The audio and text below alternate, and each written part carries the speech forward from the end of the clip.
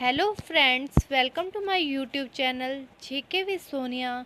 अगर आप इस चैनल पर नए हैं तो चैनल को लाइक, शेयर और सब्सक्राइब ज़रूर करें। आज मैं आपको संविधान के इम्पोर्टेंट आर्टिकल्स अनुच्छेद पढ़ाने जा रही हूँ, जो आपके हर एग्ज़ाम के लिए इम्पोर्टेंट होंगे, चाहे वो रेलवे का हो या किसी स्टेट का या फिर एसएससी का कोई एग्ज़ाम हो। इसके साथ साथ मैं आपको और अदर फैक्ट भी बताती जाऊंगी, तो आप वीडियो के लास्ट तक बने रहें। तो चलिए स्टार्ट करते हैं। सबसे पहले मैं आपको संविधान के बारे में थोड़ा बता देती हूँ।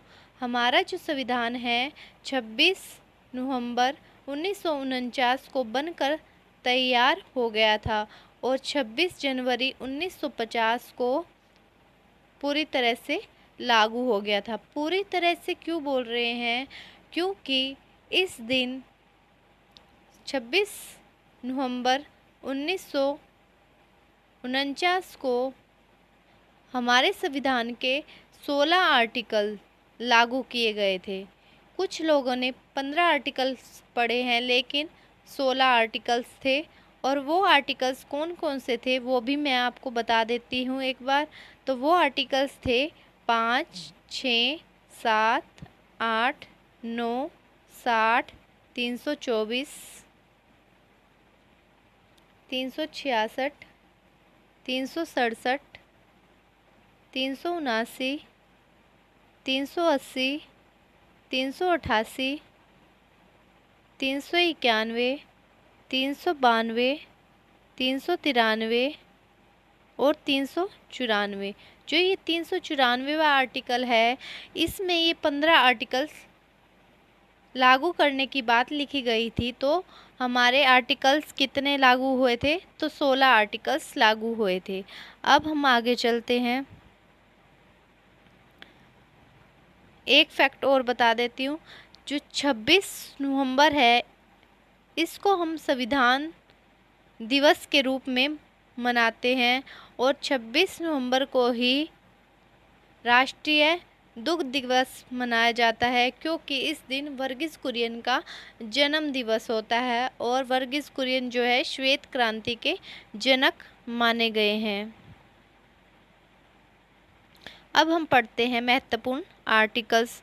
तो अनुच्छेद 1 से 4 संघ और राज्य क्षेत्र के बारे में बताता है। अनुच्छेद 1 28 राज्य और 8 केंद्र शासित प्रदेश के बारे में बताता है। इसके बारे में मैं आपको थोड़ा बता देती हूँ। 31 अक्टूबर 2019 से पहले हमारे देश में 29 राज्य और 7 केंद्र शासित प्रदेश थे, लेकिन 31 अक्टूबर 2019 को जम्मू कश्मीर राज्य को ख़त्म करके 2 यूटी बनाए गए। तो वो यूटी कौन कौन से थे? लद्दाख और जम्मू कश्मीर। तो 31 अक्टूबर 2019 को 28 राज्य और 9 यूटी हो गए। फिर 26 जनवरी 2021 2020 26 जनवरी 2020 को दादर नगर हवेली और दमन और दीव को 1 यूटी बनाया गया और अब हमारे 28 राज्य और 8 यूटी हैं। अब आगे चलते हैं। अनुच्छेद 5 से 11 तक जो अनुच्छेद हैं वो नागरिकता से संबंधित है और 26 नवंबर 1949 को ये वाला भाग लागू हो गया था। अनुच्छेद 14 विधि का शासन या विधि के समक्ष समानता। इसका मतलब ये है कि कानून के सामने सभी समान हैं। अनुच्छेद 16 अवसर की समानता को बताता है। अनुच्छेद 17 अस्पृश्यता छुआछूत। अनुच्छेद 18 उपाधियों का अंत। अनुच्छेद 19 एक विचार और अभिव्यक्ति की स्वतंत्रता के बारे में बताता है। अनुच्छेद 21 प्राण एवं दैहिक स्वतंत्रता के बारे में बताता है। अनुच्छेद 21 ए निशुल्क शिक्षा का अधिकार। ये अनुच्छेद इम्पोर्टेंट है, क्वेश्चन पूछा जाता है ये बार बार। अनुच्छेद 21 निशुल्क शिक्षा का अधिकार, जो कि 86वें संविधान संशोधन 2002 के तहत जोड़ा गया है ये आर्टिकल।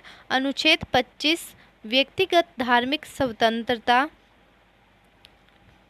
कि कोई भी किसी भी धर्म को मान सकता है। अनुच्छेद 32 संवैधानिक उपचारों का अधिकार। जो आर्टिकल 32 है, अगर हमारे मौलिक अधिकारों का हनन होता है तो हम आर्टिकल 32 के तहत सीधा सुप्रीम कोर्ट में जा सकते हैं और 5 तरह की रिट जारी की जाती हैं। डॉक्टर भीमराव अंबेडकर ने आर्टिकल 32 को संविधान की आत्मा बताया है। अनुच्छेद 39A निशुल्क विधिक सहायता, ये आर्टिकल इम्पोर्टेंट है, पूछा जाता है बार बार। अनुच्छेद 39A निशुल्क विधिक सहायता। अनुच्छेद 40 ग्राम पंचायत का गठन। अनुच्छेद 44 समान सिविल संहिता। गोवा एकमात्र ऐसा राज्य है जहां समान सिविल संहिता लागू है। अनुच्छेद 48 गो हत्या निषेध। अनुच्छेद 48A पर्यावरण संरक्षण से संबंधित है। अनुच्छेद 50 कार्यपालिका और न्यायपालिका की शक्तियों का पृथक्करण बताता है। अनुच्छेद 51 अंतर्राष्ट्रीय शांति के बारे में बताता है। अनुच्छेद 51A मौलिक कर्तव्य। 42वें संविधान संशोधन के तहत 10 मौलिक कर्तव्य को जोड़ा गया था और 86वें संविधान संशोधन के तहत 11वें मौलिक कर्तव्य को जोड़ा गया था। अनुच्छेद 52 में बताया गया है कि भारत का एक राष्ट्रपति होगा और अनुच्छेद 53 में बताया गया है कि कार्यपालिका की शक्ति राष्ट्रपति में निहित होगी। अनुच्छेद 61 महाभियोग। अनुच्छेद 63 उपराष्ट्रपति। अनुच्छेद 72 में बताया गया है राष्ट्रपति का क्षमादान। अनुच्छेद 76 में महान्यायवादी। वर्तमान में महान्यायवादी कौन है, तो वो हैं के वेणुगोपाल।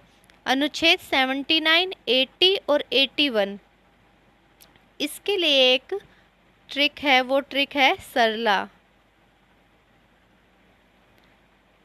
79 में संसद, 80 में राज्यसभा और 81 में लोकसभा। आगे चलते हैं। अनुच्छेद 105 संसदीय विशेषाधिकार। अनुच्छेद 108 संयुक्त बैठक। ये जो संयुक्त बैठक है हमने ऑस्ट्रेलिया के संविधान से ली है और संयुक्त बैठक की अध्यक्षता लोकसभा के स्पीकर करते हैं और बुलाते कौन हैं, तो वो राष्ट्रपति बुलाते हैं संयुक्त बैठक को। अनुच्छेद 110 धन विधेयक। कोई विधेयक धन विधेयक है या नहीं, ये कौन डिसाइड करेगा, तो वो करेंगे लोकसभा के स्पीकर।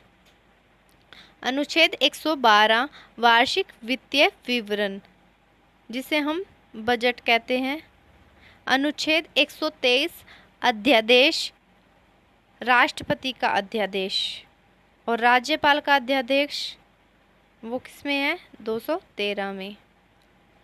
अनुच्छेद 124 सुप्रीम कोर्ट। न्यायाधीश की नियुक्ति, उनको हटाना, उनकी योग्यताएं, ये सब कौन सा आर्टिकल बताता है, तो वो आर्टिकल बताता है 124। अनुच्छेद 129 सुप्रीम कोर्ट एक अभिलेख न्यायालय है, वो कौन सा आर्टिकल बताता है, तो वो बताता है 129 आर्टिकल। 148 में कैग है। अनुच्छेद 153 में राज्यपाल। अनुच्छेद 161 में क्षमादान। 72 में राष्ट्रपति का क्षमादान है और अनुच्छेद 161 में राज्यपाल का क्षमादान है। अनुच्छेद 165 महाधिवक्ता। अनुच्छेद 168 विधानमंडल। अनुच्छेद 202 वार्षिक वित्तीय विवरण। ये हैं हमारे राज्य के वार्षिक वित्तीय विवरण। 202 में और राष्ट्र के 112 में।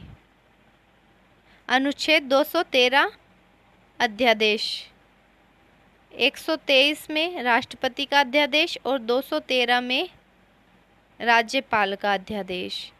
अनुच्छेद 226 अगर हमारे मौलिक अधिकारों का हनन होता है तो हम आर्टिकल 32 के तहत सुप्रीम कोर्ट और आर्टिकल 226 के तहत हाई कोर्ट जा सकते हैं।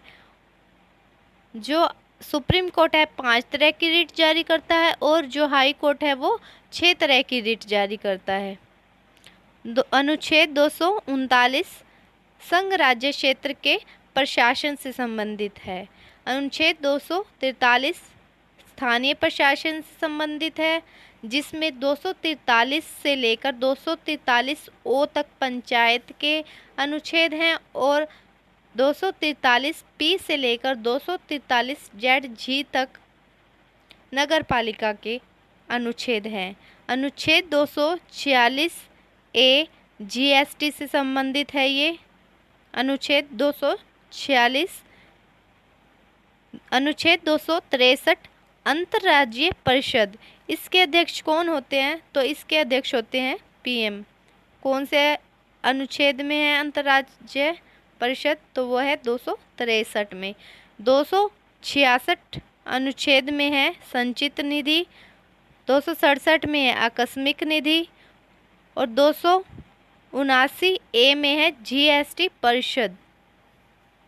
इसके अध्यक्ष वित्त मंत्री होते हैं और मौद्रिक परिषद के अध्यक्ष आरबीआई के गवर्नर होते हैं। अनुच्छेद 280 वित्त आयोग। अनुच्छेद 300 ए संपत्ति का अधिकार। पहले जो संपत्ति का अधिकार था मौलिक अधिकार था, लेकिन अब ये विधिक अधिकार बन गया है।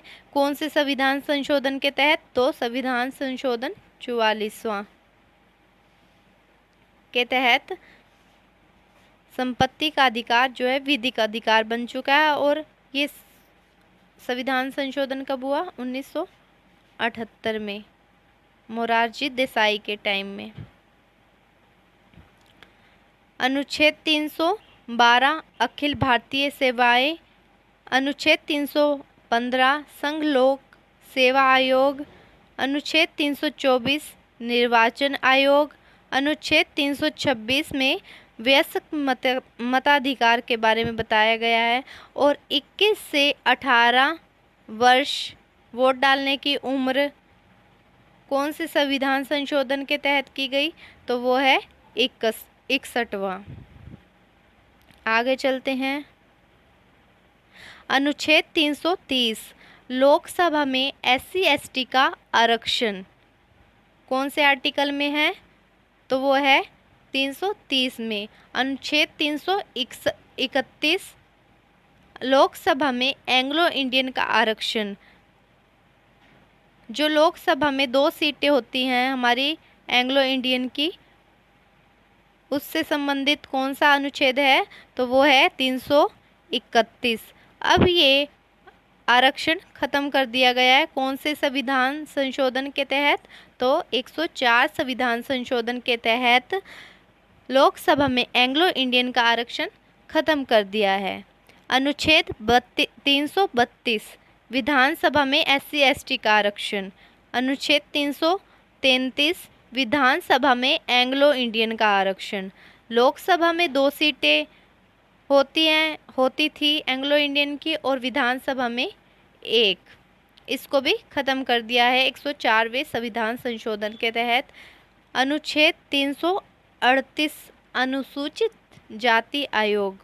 अनुच्छेद 338 ए अनुसूचित जनजाति आयोग। पहले ये जो आयोग था अनुसूचित जनजाति आयोग अनुच्छेद 338 में था, लेकिन संविधान संशोधन 89 के तहत इसे 338 ए में डाल दिया गया है। अनुच्छेद 338 बी पिछड़ा वर्ग आयोग। अनुच्छेद 343 राजभाषा। अनुच्छेद 352 राष्ट्रीय आपातकाल। अनुच्छेद 356 राष्ट्रपति शासन। अनुच्छेद 360 वित्तीय आपातकाल। 3 तरह के आपातकाल हैं, कौन कौन से? एक है राष्ट्रपति शासन, एक है राष्ट्रीय आपातकाल और एक है वित्तीय आपातकाल। राष्ट्रीय आपातकाल 352 में और राष्ट्रपति शासन 356 में और वित्तीय आपातकाल 360 में, जो कि एक बार भी नहीं लगाया गया है, और राष्ट्रीय आपातकाल 3 बार लगाया गया है। अनुच्छेद 368 संविधान संशोधन। अनुच्छेद 370 जम्मू कश्मीर को जो विशेष अधिकार दिए गए थे वो अनुच्छेद 370 में है, जो कि अब ख़त्म कर दी गई है।